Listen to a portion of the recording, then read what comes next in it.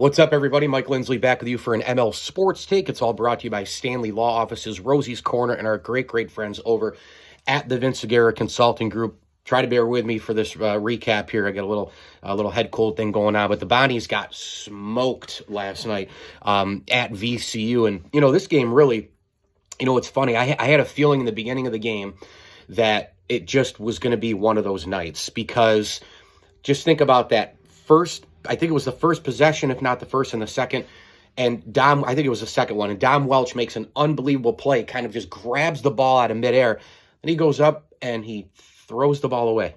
And I'm like, here we go, right? Right out of the chute. That took place. And so you just kind of started getting the feeling that, oh boy, this is going to be a problem. This is going to be a problem. This is going to be a problem. It was actually Nunn turn it over, and then Welch stole it. So it was actually I guess it would have been the second, it would have been right out of the chute there, and 19 and a half or whatever. When Welch made that play and then threw it away.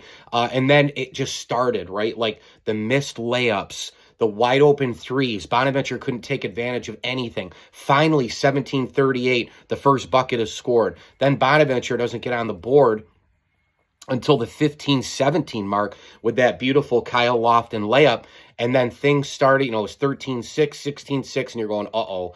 It's starting to really fall apart here. 17-6 after Williams Jr. made the free throws. And by the way, Oshun not in there. They were able to really pick apart some things, with those cuts, kind of like in the paint cuts. They were very, very technical and very mechanical, those cuts. They weren't necessarily all backdoor. They were kind of from the paint in and just losing guys, screening somebody here and just going around and in and easy layups or dunks.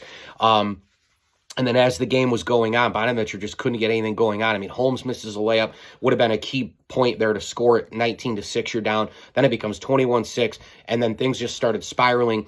Oshun not playing, Williams playing for VCU. That really gave the Rams a big-time edge. And St. Bonaventure just had no answers anywhere, on the floor. I know that Schmidt kind of tried to expand the bench a little bit. I think the Bonnies, in the second half, they fought a little bit, to get it closer.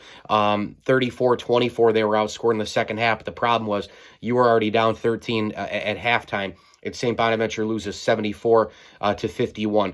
It was just a really hard game from a rebounding standpoint. Part of that, obviously, Oshun not in there, but as I've talked about all year, the guards have done a decent job rebounding. Holmes, Attaway, Welch, Lofton. We've seen 6, 7, 8, 9, 10 rebound games from these guards, and they didn't have those games. I mean, Welch had 7 rebounds. He had a good rebounding game, but really Lofton only one for Holmes, 7 for Attaway. I thought Coulibaly was okay. Coulibaly scored 7 points, 4 rebounds. In a game where he was kind of throwing in there, knowing that Oshun wasn't gonna play, but he missed a lot of cheapies. He missed a lot of things inside, and that hurt him. Bonnies had a horrible game from 3-point line. I mean, it was, they went 3-16, and they missed a bunch early in the game as well, which really hurt them from a tone-setting standpoint. On the VCU side, I mean, look, this is a really good team. I think this is a tournament team. They're 21-7 right now, 14-3 in conference. They're a lot more of a tournament team than St. Bonaventure is, I'll tell you that right now. And Curry kept doing his thing. Ace Baldwin, only made 1 3-pointer, but it was, a big one at the time in terms of getting, keeping the run going. He had 12, 13 for Williams Jr., 3 guys in double figures. And, oh, by the way, they got 17 points off the bench. They held a 40-29 rebounding advantage. St. Bonnie was also horrible from the free throw line, which didn't help you at all. They were 12 for 20 there. A lot of things went wrong in this game.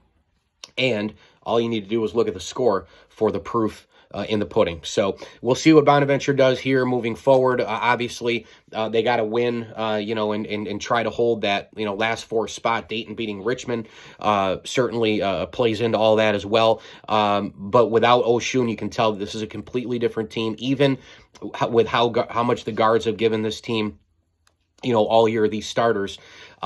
It probably won't be enough to win the A-10 tournament without Oshun. And can they even beat Richmond, in a couple of days on Friday? I don't know, at the RC for Senior Day.